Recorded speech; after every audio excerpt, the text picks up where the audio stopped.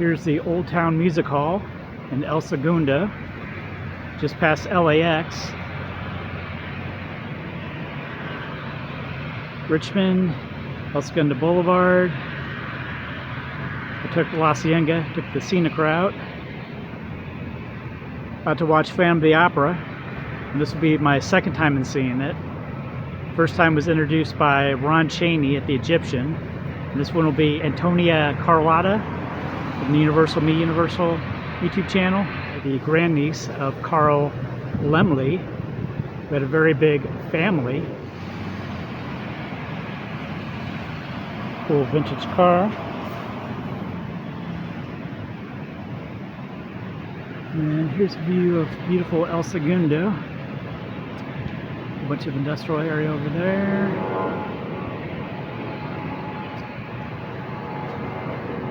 And the music hall here. This is my first time being here. Yeah, this parking lot isn't music hall. It's El Segundo Refinery.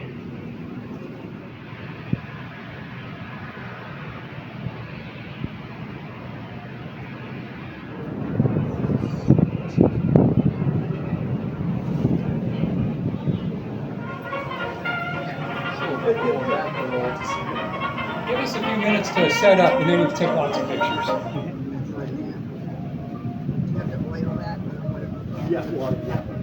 Two fellows who started this Old Town Music Hall. It's a historical thing about them on YouTube.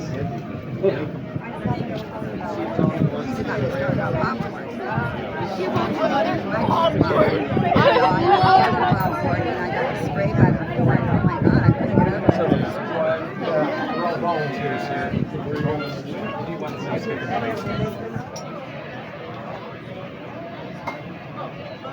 There it is, 15 minutes before showtime. They still haven't let in yet. They've got a huge line formed. People waiting to get in.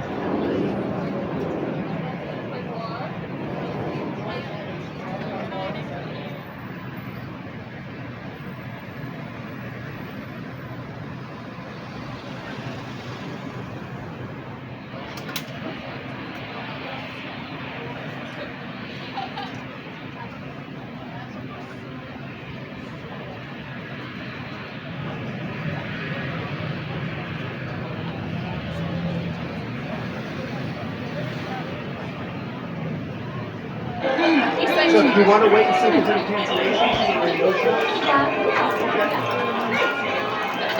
And then we'll just swap you out. Left here. Let's see here. Okay, can you see the seat? No, what your number is.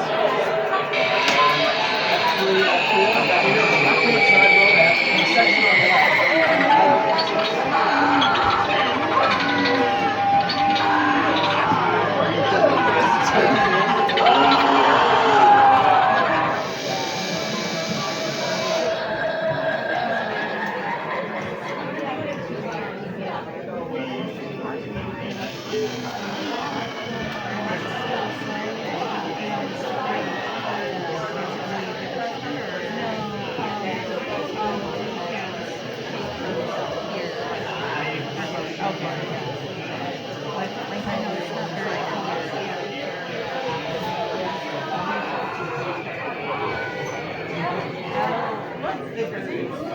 Now the girls take the 2 months.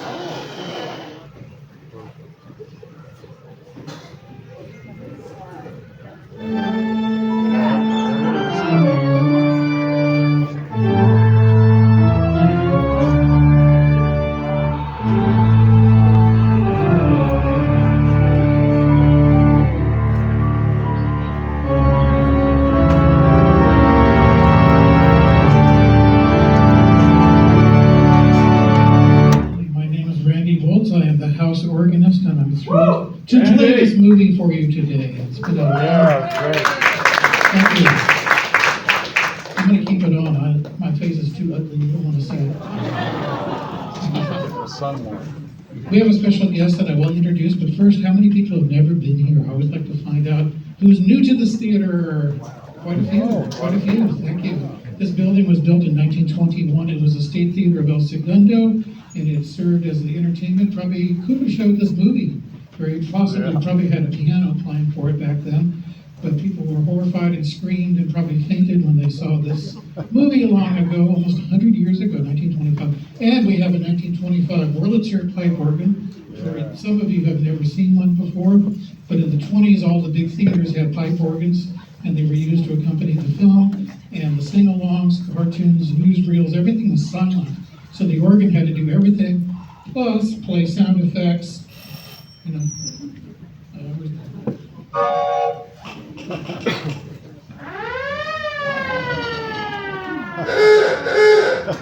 So chase scenes, you know, fire engines, the organist is playing, and he's doing the sound effects, and he's like a one-man orchestra doing everything accompanying the film. The biggest theaters had a full orchestra with the organ, but that was very expensive.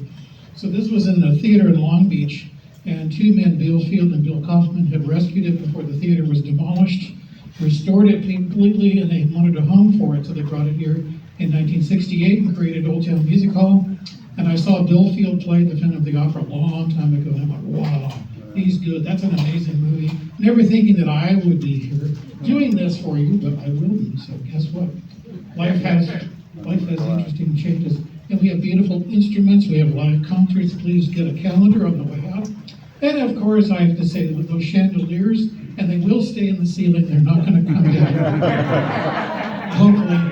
But he got them for $25 each at a salvage yard. And so they collected all of this stuff, including many of the Halloween decorations, the nipper dogs, all of the stuff just was Bill Field's dream to keep this theater going. And even during COVID, after the two guys had passed, we still put in new carpet, put in new sound, new lighting, plumbing, I mean, everything. We knew that the theater would keep going, and because of you, we're here.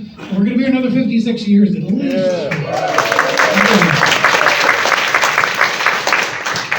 Now, this movie is based on a guy that is very, very intelligent. You'll see he comes up with a lot of interesting innovations and things in the movie. So he must have been really intelligent. He's a music lover. He writes his own music. He plays the organ. He's very much attracted to someone he can't have. But he's criminally insane. But what's the problem? He loves to play the organ and he's insane. I mean, you know, what's the problem with that? I think he's cool. Anyway. What else? Oh, yes. Most of the movie is based on scenes from the opera Faust by Charles Gounod. There's a French opera about the story of Faust, which is still very relevant today, as we find many of our today's stars have sold their souls. But I didn't say that, you just heard it from a ghost in the theaters. So the Faust story is still very universal, and the opera scenes that you will see are from the Paris Opera performances. Now, everything was actually shot at Universal Studios. It's hard to believe they built the entire set of the Paris Opera House, which existed until 2014, when it was finally torn down. It's hard to believe that whole thing was built in a soundstage. And if you're ever in Paris, go to the Palais Garnier, which is the Paris Opera. They don't do opera there. It's at another building called the Bastille, Opera Bastille. But the other place they do ballet. And in here you'll see ballet. And one more thing. Having been to Paris, I actually got a ticket to go into the box seats that are on the side. And I just said, I gotta go. You know, I've seen this movie like 10 times, I gotta go. So I got a ticket to the box seat, and as you come in, you open the door to your seat, you go through a completely black room that has a couch. Then you go through a curtain to your box seat. But when you're at your box seat, you can only see half the stage. It's really, really bad. Whoever designed it, I don't know, but you're like leaning, you can't see the stage very well. And I figured most people didn't go to the opera to see the ballet. So they kind of stayed in this dark room behind their box. And, you know, anyway, that's how it was back then, 1800s. So, yeah, most people wouldn't know that. And there actually is a scene where they go into the box, but all of those box seats actually have a little black room that you have to walk through with a couch. And I'm sure there was a lot of other activities going on. But that's we're all over 21, right? Except for him. Whoops, I'm sorry about that. He didn't get the whole story. All right. I will let our guests talk about that more, because I stole it from under. This is a wonderful movie, it really is. Okay, Antonia Carlotta is the great-grandniece of Universal Studios founder Carl Laemmle and star of YouTube series Universally Me. You can find her in the documentary Carl Limley about her uncle Carl and his many accomplishments. Please welcome our friend Antonia Carlotta.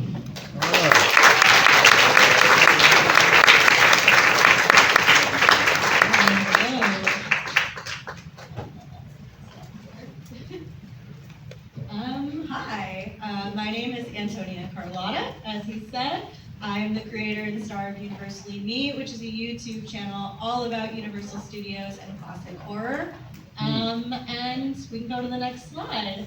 And you guys might be wondering, or maybe you're not, because I got a really nice introduction, why I care so much about Universal and classic horror, or why I'm here with you today. I am part of the Lemley family. So my great uncle Carl Lemley started Universal Studios, and he made Phantom of the Opera.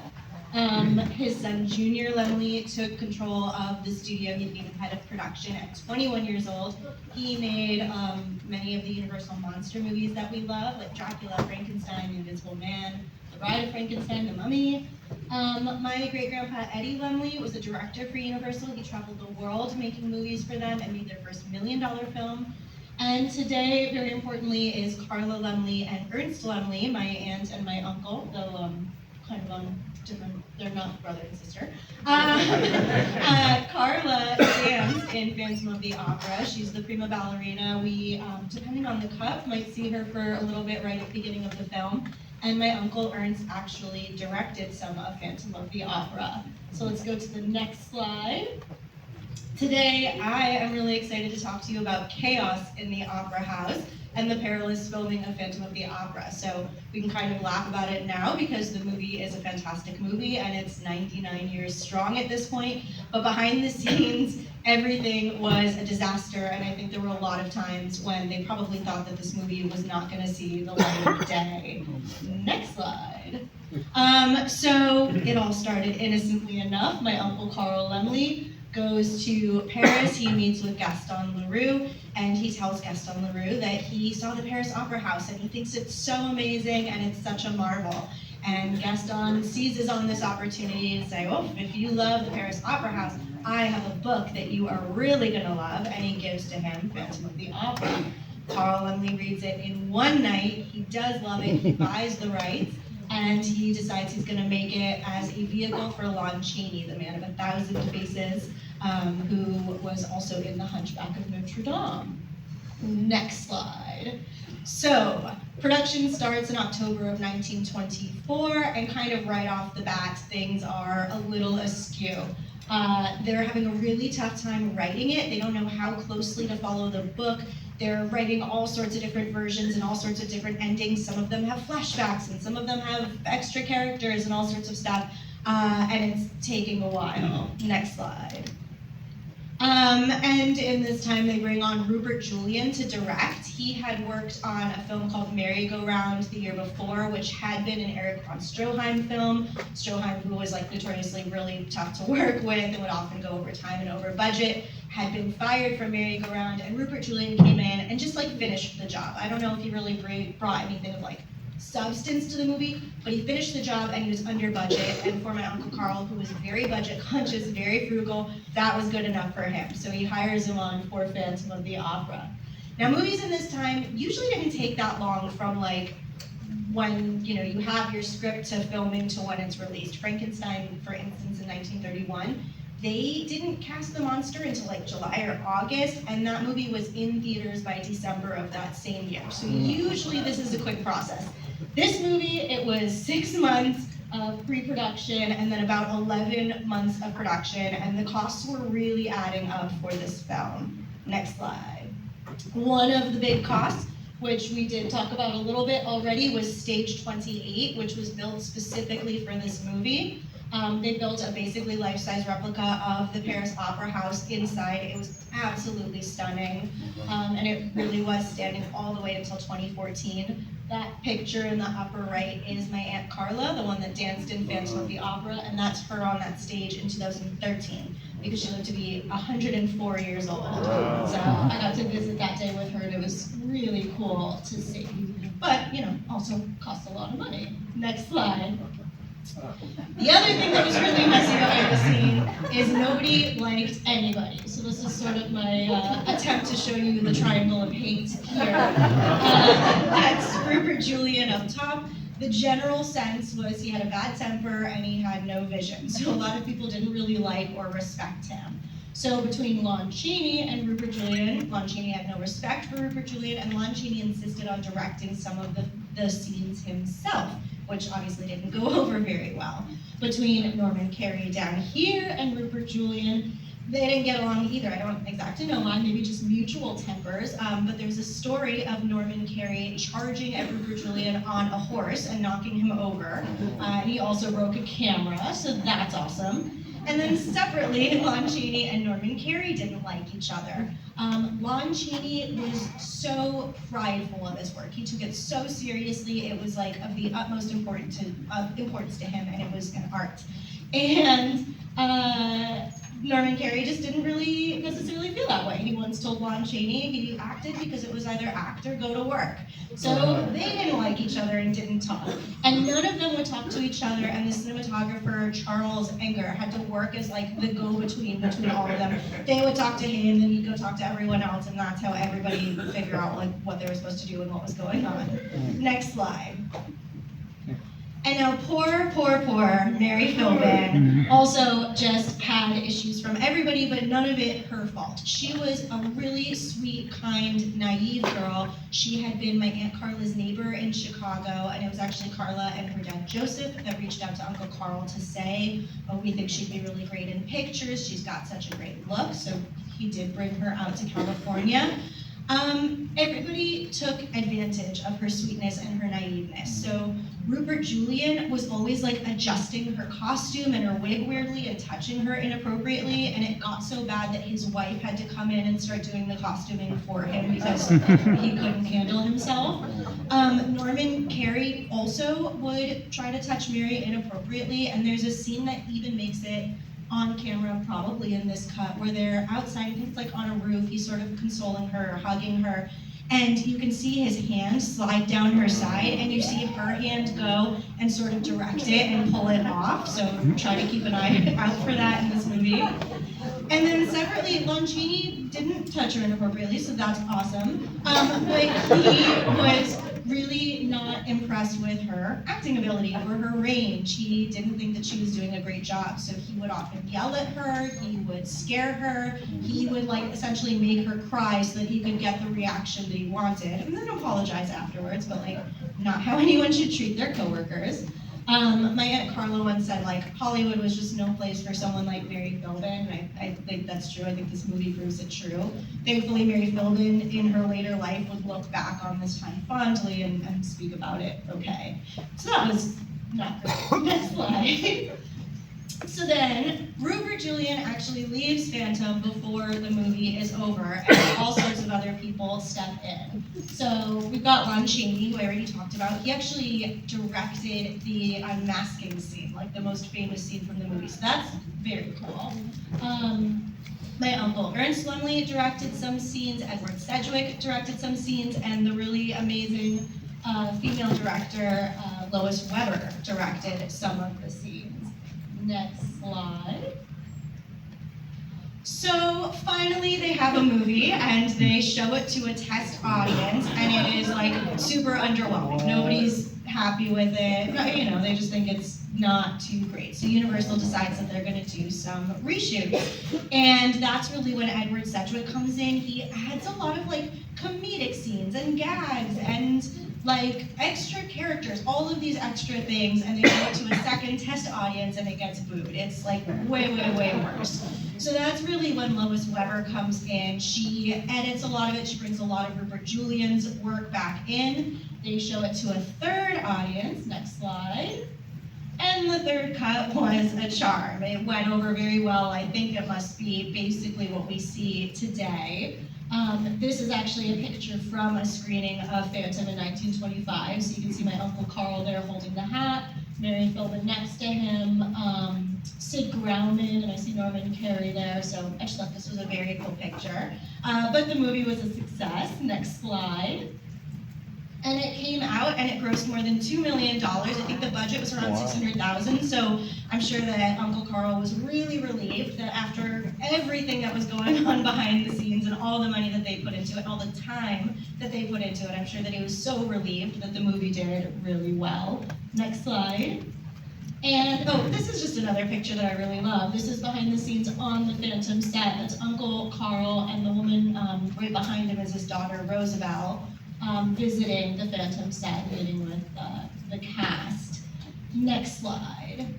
So, obviously today, and like I said, the movie did really well. It's been 99 years. We can laugh about the mess that everything was behind the scenes, but now Phantom is a really influential film. It inspired all of these different takes on it in the future. Especially if this is one of your first or second or third times watching this movie, it's so worth watching for Lon Chaney and how he absolutely transformed himself and made himself look almost skull-like. And he did all of his own makeup. He was really incredible. And the sets are absolutely stunning. Next slide. Oh, that's the end. And so the last thing that I will just say is again, if this is your first or your second or your third time watching, just enjoy the movie. It's so good and it's so fun to watch. But if this is your 5th, 10th, 50th, 100th time watching the movie, I think it's really fun to try to catch the things from behind the scenes that were going on. Like that scene with Norman Carey when he's touching Mary Philbin, or can you see that there's different perspectives or directors or mistakes or things coming in? I think it's a really fun lens to look at this movie through. Thank you guys so much for having me.